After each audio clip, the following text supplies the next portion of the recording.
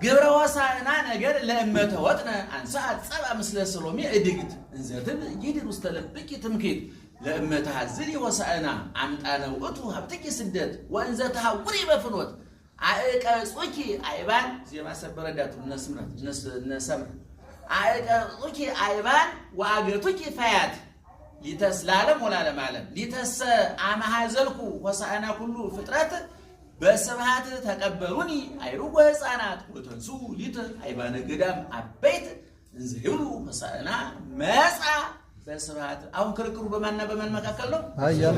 በሰሎሜና አህያና ሰሎሜ ናቸው የሚወያዩ እና አህያ ናት አትመጻደቂብኝ እባክሽ ነው የምትላት። የዛሬ 30 ዓመት አንቺ ወደ ግብጽ ኳዝለሽው ስትሄጂ ምን የገጠመሽ? እንቅፋት እየመታሽ እነ ሽፍቶች እያሳደዱሽ ነበረ።